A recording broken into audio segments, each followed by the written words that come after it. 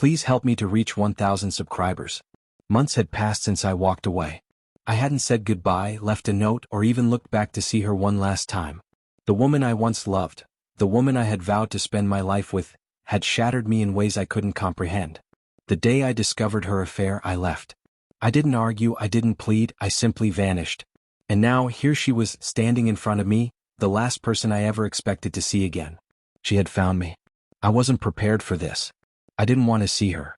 Not now, and certainly not ever. Yet, she stood there, pleading for something. Maybe forgiveness, maybe understanding, but I couldn't tell which. It hadn't been a dramatic revelation.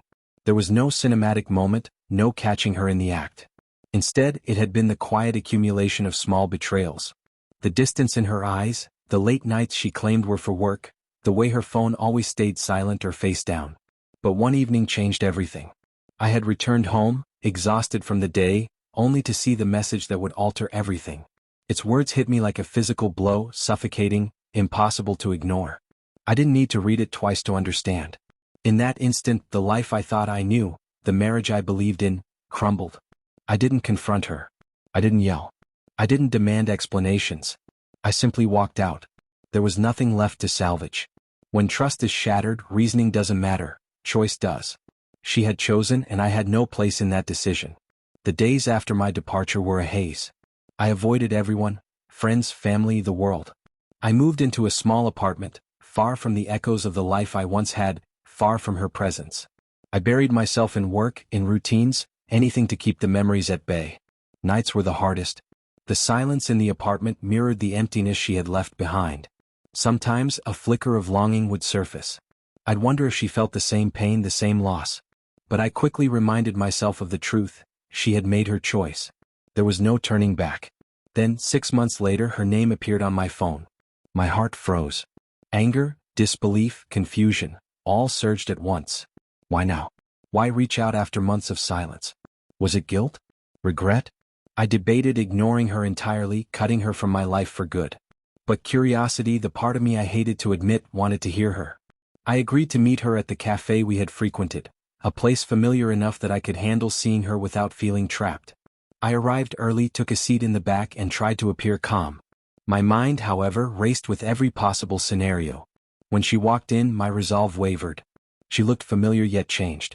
Her hair shorter, the lines of exhaustion under her eyes more pronounced, a shadow of the woman I once knew. She spotted me, and her gaze filled with something I couldn't immediately name. Remorse? Fear? She sat quietly, hands folded, voice barely audible. "Thank you for meeting me." I said nothing, just stared, the words I had rehearsed for months failing me now. "I've missed you," she continued, voice trembling. "I know I was wrong, and I regret everything." Part of me wanted to believe her. Part of me wished she could be the person I once loved. But deep down, I knew she wasn't. She couldn't be. "I didn't mean for it to happen," she admitted, tears brimming. "I thought I could handle it, that I could have both of you in my life. But when I lost you, I realized what you truly meant to me." Her confession should have satisfied me, should have offered closure. But it didn't.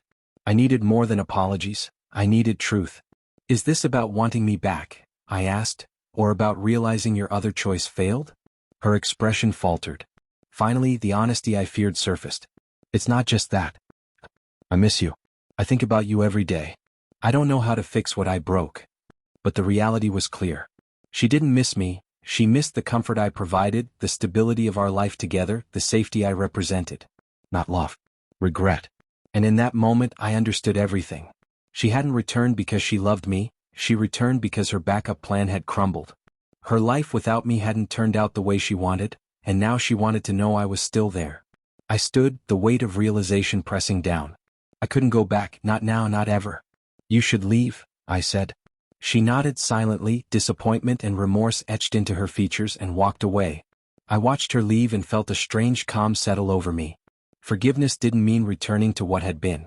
It didn't mean pretending the pain didn't exist. It meant seeing the truth and accepting it. If she had truly loved me, she would never have risked losing me. For anyone waiting for someone to realize what they've lost, if they return, remember this: they don't miss you. They miss how you made them feel. And that is not love. That is regret. Please help me to reach 1,000 subscribers.